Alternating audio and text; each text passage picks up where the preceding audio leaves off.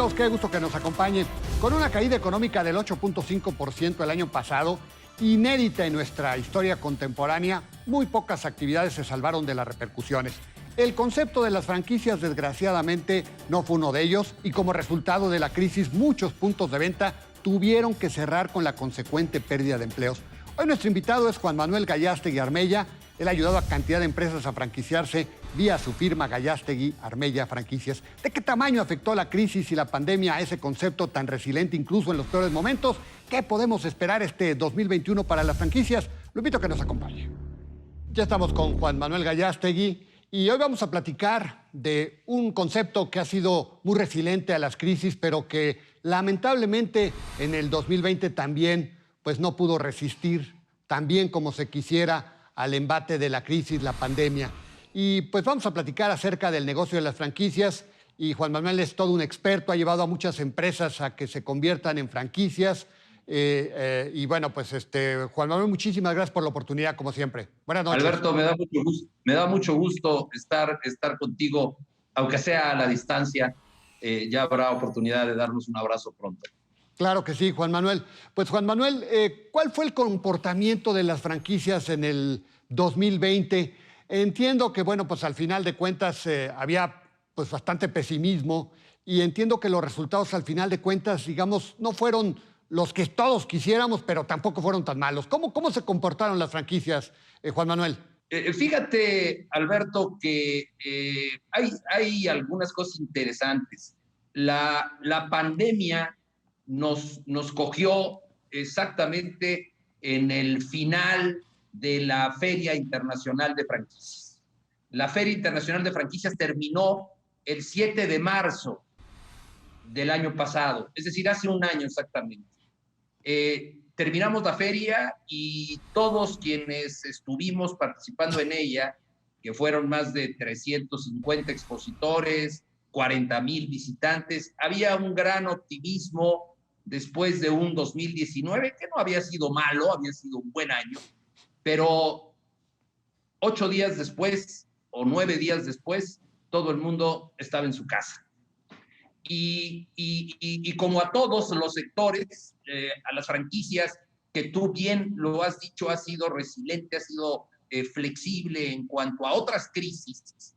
Esta nos tomó por sorpresa y generó incertidumbre, generó, yo diría, incluso pánico en algunas franquicias que no sabían qué iban a hacer con sus franquiciatarios, qué iban a hacer con sus arrendadores, qué iban a hacer en general con sus proveedores. Es decir, se rompía totalmente un esquema que había venido funcionando muy bien desde 1988-89. Yo fundo con otros empresarios la Asociación Mexicana de Franquicias en 1989, Alberto. Y habíamos pasado crisis importantes, pero ninguna como esta que nadie esperaba. Y tuvimos que enfrentarla y tuvimos que encontrar la forma de que el daño fuera el menor posible.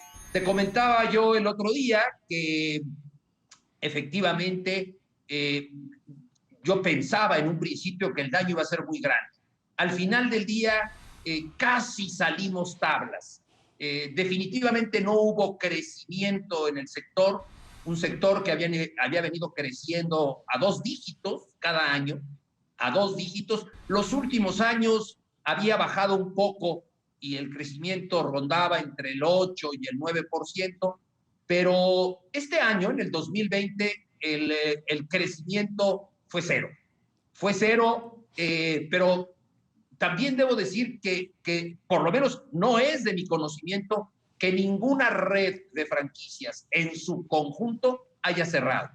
Cerraron puntos de venta, sí, pero abrieron nuevos puntos de venta. Es decir, no los que hubieran sido normalmente abiertos sin pandemia, pero se cerraron puntos de venta. Pero ninguna cadena, ninguna red tuvo que cerrar. Creo que se mantuvieron 2 principios básicos. Negociación. Se negoció con franquiciatarios, se negoció con arrendadores, se negoció con proveedores. Y el segundo punto, unión. Creo que el sector trabajó unido, no obstante la diversidad de giros que involucra la franquicia, y cuando había que apoyar a alimentos y bebidas, se apoyaba a alimentos y bebidas, y cuando había que apoyar a salud, se apoyaba a salud, y a entretenimiento, y a belleza, y a todos los sectores que conforman el sector franquicias. Y el resultado es que creo que salimos adelante.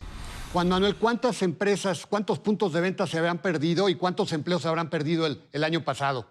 Yo no, lamentablemente no tengo un cálculo exacto. El área de investigación de la firma ha tratado de acercarse a datos más precisos, y yo creo que anduvieron entre 3,000 y 5,000 los puntos de venta que en todo el país cerraron. Esto implica el que dejaron de trabajar cerca de 30,000 mexicanos, 35,000 mexicanos en el sector, lo que no deja de ser una tragedia. Ahora bien, también debo decirte que probablemente se abrieron 1,000, 1,500, generando los empleos correspondientes. Es decir, hubo muchas franquicias que vieron en esta crisis la oportunidades, sobre todo en algunos sectores, los obvios, los sectores esenciales. Sí, ¿y cuáles fueron los sectores más afectados, Juan Manuel? Bebidas y alimentos, indiscutiblemente, se afectó en una época todo lo que era belleza. De repente nosotros teníamos ubicado un solo sector en salud y belleza. Salud obviamente no se afectó, pero sí belleza, todo lo que es cuidado personal. Se afectó educación, sobre todo porque educación nos referimos a la educación extraescolar, y fue de lo primero que tuvieron que cortar los padres de familia o las personas que se querían o que tomaban algún tipo de clases de idiomas, de deporte, etcétera. El sector gimnasios fue terriblemente golpeado. El sector de entretenimiento prácticamente desapareció. Fueron los sectores más golpeados. ¿Quiénes salieron mejor librados? Desde luego, logística, paquetería, salud, y todos aquellos que con rapidez, Alberto, lograron entrar o desarrollar la digitalización de sus empresas y mejorar sus esquemas de entrega a domicilio, de delivery. Los que subieron, los que llegaron a buenas negociaciones con las plataformas de entrega, como Rappi, como Uber, como Didi, y encontraron que esto no les pegara. Hubo algunas que no pudieron usarlas porque el precio por las comisiones que obviamente estas plataformas cobraban era tal, pues, que les salía, estaban prácticamente pagando el producto de sus consumidores, ¿no?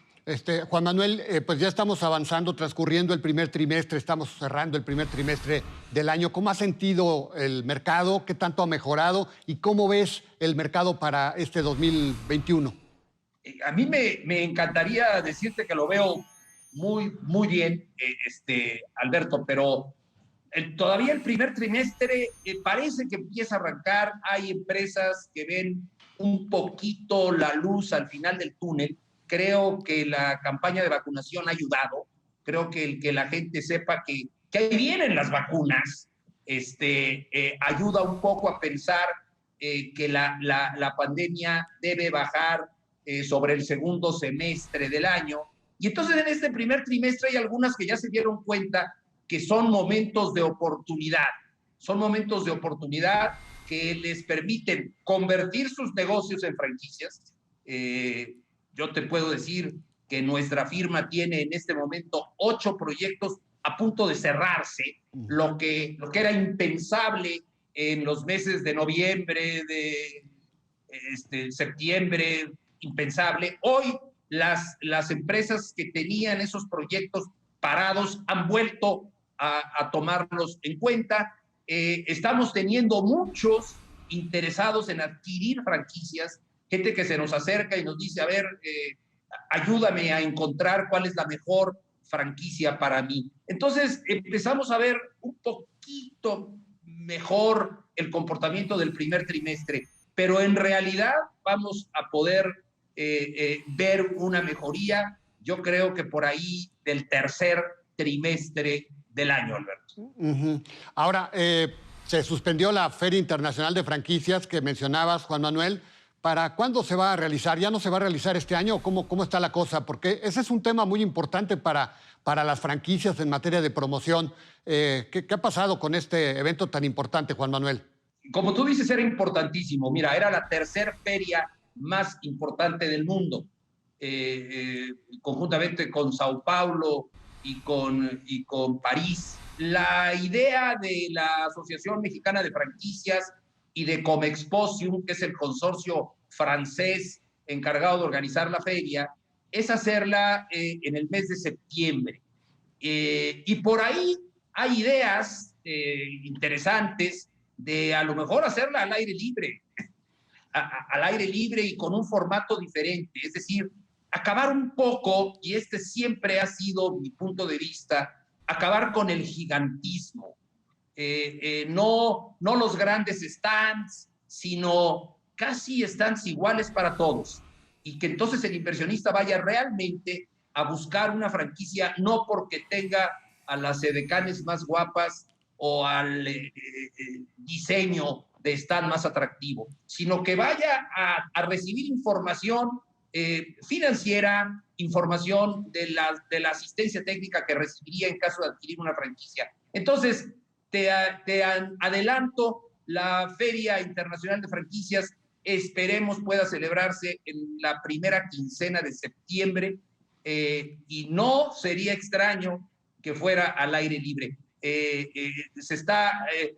Tradicionalmente se había celebrado en el World Trade Center, pero no adelantemos la sede. Entonces, bueno, pues podemos esperar una ligera mejora para el negocio de las franquicias este año, pero nada que celebrar, ¿verdad, Juan Manuel? Nada que celebrar. Yo creo que, Alberto, si logramos un crecimiento del orden del 2 o 3%, yo sí celebraría. Sí, por el entorno, ¿verdad? 2 o 3%, pero bueno, pero ya cuando se compara con el 12% o el 10 o el 8 o 9 de los últimos tiempos, pues ya no hay demasiado, ¿verdad? Quisiera yo equivocarme y quisiera que sobre final del año volviéramos a platicar y decirte, Alberto, el sector creció en un 6%, en un 5%. Habrá que trabajar mucho, habrá que transmitir la idea de la confianza del consumidor, de la confianza en un nuevo mercado, de la confianza de un nuevo consumidor también. Y si eso se logra, vamos a tener seguramente algo de crecimiento. Bueno, pues Juan Manuel, como siempre, muchísimas gracias. Un verdadero placer platicar contigo, ¿eh? Muchísimas gracias. El placer es mío, Alberto. Nos vemos pronto. Buenas noches. Juan Manuel Gallástegui. Sí, las franquicias no necesariamente son grandes firmas. Quienes se apoyan en esta fórmula son muchas pymes, mismas que desgraciadamente se vieron muy afectadas. Se espera que la segunda mitad del año sea mejor, aunque va a depender de la eficacia o no del proceso de vacunación. Evidentemente, en nuestro país siempre hay oportunidades. Con cautela, seguramente muchas podrán aprovecharlo. En crisis no todos salen perdiendo. Lo invito a que nos acompañe la próxima semana, aquí y a la misma hora, con más nombres y nombres. Hasta la próxima.